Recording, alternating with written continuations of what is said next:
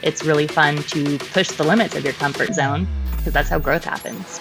So it's really inspirational to be a rookie that measured up to these other veteran teams. It blew my mind. I'm like, wait a minute, I'm doing science. Hello, everyone, and welcome to another episode of Outside of the Box. And I'm excited to have another one of the National STEM Challenge champions on with me. And this time I have Lino, who came up with this idea of the Kinetic Kicks 2.0. So I'm really excited to talk about it today with you, and welcome to the show. Thank you so much. I'm super excited to be here. This is awesome. Absolutely. Now, first of all, I'm curious to hear, about like kind of the process of getting into this in the first place. Have you done anything like this before? And, what was it that like gave you this idea and you decided to enter in the National STEM Challenge? So yeah, I'm what I like to call a serial inventor. So the Kinetic Kicks 2.0 is my fourth invention. And so I've been inventing for a long time, and I kind of saw the National STEM Challenge online. I was like, wow, this looks really cool. I think I'll apply to it. And I just applied, and yeah, it went super well. So I'm super excited. Yes, for sure. Now this project in particular, because you said that you've been inventing for a while, how did you come up with it? Because I think, when you think about some of these other things that we've seen where, like somebody walking on a treadmill to potentially power something, it seems like it's a really good idea, but to do it in like a shoe insert is very innovative. And I'm just curious to hear about how you came up with that. Yeah, so is it okay if I start with my 1.0 version? Oh, yeah, absolutely. Go right ahead. First, the Kinetic Kicks 1.0. It was after soccer practice one day, and my phone was dead, and I was unable to call my mom to tell her to come pick me up. And then I thought back to science class, what we were learning earlier in the day, and I was remembering that energy can't be created or destroyed. It's just transferred from place to place. So I thought, if I'm super tired right now and I don't have enough energy to charge my phone, can I transfer the energy I just wasted on the soccer fields into my phone so I can call my mom to tell her to come pick me up? And that kind of sparked the Kinetic Kicks idea. And then I decided to improve upon it a couple of years later with the Kinetic Kicks 2.0, because there's this really big winter storm called Winter Storm Uri in Texas, where I live. And the power grid was seconds away from complete failure, which, if you don't know, there's an East Coast grid, a West Coast grid, and then Texas has its own grid. So we're completely like alone out here. And so if that failed, we would have lost power for months, the whole state. And that would have been really terrible. So I thought, I should definitely keep working on the Kinetic Kicks because there definitely is still some application for it today. And that sparked my idea for the Kinetic Kicks 2.0. That's great. I think it's a really like inventive way of thinking about a solution to a problem. I mean, in talking about the National STEM Challenge with Carrie Byron back months ago, part of the idea was to have you look at problems that affect you and find a way to create solutions to them. Now, I'm really curious. I don't know if you found this out in your testing, but how much energy do you think one person might be able to produce in a day just by simply walking around and doing what they do? So I did a couple calculations for this, and so for an average human, one step with the Kinetic Kicks is 0.05 volts, and so basically with 100 steps, you'd be able to start the charge of an iPhone with 5 volts. So, and the average person takes around 100 steps per minute at normal walking speed. So within 12 minutes, I calculated you'll be able to charge your phone to 10%, and within 120 minutes or 2 hours, you'll be able to charge your phone to 100%. And of course, there are still many possibilities to expand upon this technology. But yeah, that's where I'm at right now. That is great. Now, I'm also curious if there's any other applications for something like this, not just putting it in shoes for people, but like really anything that moves. Like, is there a way to hook something up onto like a pet or something that, when you're walking your pet, that they could generate energy and then transfer that energy somehow into something? Yeah, of course. I think there are infinite possibilities with the Kinetic Kicks 2.0.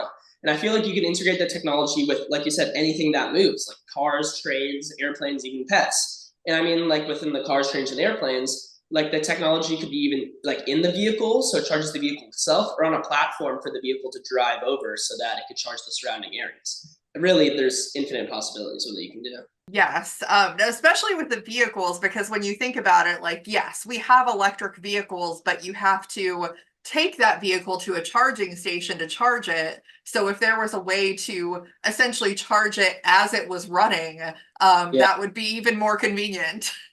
Yeah, absolutely. Like, you know, even like in the wheel, so that when it like drives over it itself, it's creating energy, or even just like, you know, on a platform that would drive over that could create energy too. I mean, there's really a lot of possibilities here. For sure. Now, what are your future plans regarding this project in particular? Because obviously, like, you started it with the 1.0, you've gone to the 2.0, so it seems like you're iterating on the idea. So what's, what is the plan for it at this point? Well, I want to keep improving upon it, of course, keep making it more efficient and more user friendly. And right now I'm currently patent pending. So that's a big process that I started. And so that's really exciting too. And I just want to, I think, just move forward and see where it goes. Yeah, definitely. Now, as for the National STEM Festival, well, first of all, when you found out that you were a champion, what did you think? Like, how did you feel about that? Oh, I was super excited. Like I had no idea that that was gonna happen. They actually called me into the office during school, and I was like, "Oh no, like what's going on?" And then I was like, and it was actually turned out to be a super good thing. So I was super excited, and getting to experience that was amazing. Yeah. What are you looking forward to with the festival? Because there's going to be other champions there. I mean, it sounds like a really big, awesome event just to get to be around like other creatives and those that have like STEM-based minds. So I think it seems like a really cool thing. Yeah, I'm super excited to see more innovative young minds, you know, and just see other people who are like me and just like changing the world through inventing and making a positive impact. Yes, we need more of that. It's very important. Absolutely. Um, now, it seems like this has been a thing for you. So I was going to ask, do you foresee a future career in STEM? I mean, it feels like you've already, kind of got this entrepreneurial spirit with doing STEM-based things. So it seems likely that that's kind of the path that you're taking. Absolutely, yeah. I would love to study some sort of STEM field in college and then continue to work in that field after. I'm not really sure which one yet, but I'm researching and looking into it. And so, yeah, I'm really excited to see what the future holds. I always like to ask this question because I think it's important for a lot of people to hear, especially if they're hesitant to like try and, do things like this. But I mean, what would you say to kids out there who think that like they can't do something like this, or they think that like they could try and do something like this, but it's not going to actually make a difference in the world? Well, I would say, first of all, that failure is the mother of invention. Without failure, you don't have progress and you can't move forward and get better at something. And so I've had many, many different trials and errors during my different invention types. And I used to say, try, fail, fail, fail, try until you finally succeed. And so, I mean, inventing all is really all about failure, and you shouldn't be scared of it. You should embrace it. And even if it does get hard, you can take a step, take a break, but you can always, get ready to come back and fight and keep working on your project. And I think there's really nothing to be afraid about. You should just go for it and get at it, because failure is good. Failure helps us grow. Yes. Nothing usually works right the first time. So, now since you brought it up, I have to circle back. I'm just curious, because you mentioned, you've done other inventions. What sorts of other things have you done, prior to the Kinetic Kicks? So my first invention was an adjustable band that you can wear as a ring that protects your fingers when you're playing a string instrument, so you can keep playing without your finger hurting. And so I played cello at the time, and I had really bad calluses. My fingers hurt a lot. And even though I don't play cello anymore, I play guitar, and so that still helps me out today. That's called the string ring. And then my second invention is called the soul solution. And at the time, I was playing soccer, and I had indoor soccer, outdoor soccer, turf soccer, grass soccer. So all this different types of shoes, right? I bought so many shoes every year and my foot kept growing. So it felt like it was a waste of money and a waste of resources because, you know, the rubber soles on the bottom of a shoe take very long to decompose. So I thought, what if I can just combine all the shoes I need into one with the sole solution, which is a shoe with a detachable sole that you can switch on and off for different activities. So you can have a soccer shoe, a basketball shoe, an indoor soccer shoe all in one. And then after that, of course, the Kinetic Kicks 1.0 and the Kinetic Kicks 2.0. Yeah, that's great. I mean, like I said, it's solving solution or presenting solutions to solve problems that pertain to you and likely lots of others specifically. I think is amazing. I mean, is that really what motivated you initially to kind of start inventing? Is like, hey, you know, I have this problem, no one else has a solution to it. I might as well try and do something about this. Absolutely, yeah. Where my inventing comes from is seeing either a problem that I have or people I know or people I care about or even the world has. And just saying, hey, it seems like no one's taken a crack at this yet. I might as well try. Or seeing something that may not be working as well as it should and saying, hey, can I improve upon this or can I make it better? And that's really what inventing is all about. Yeah.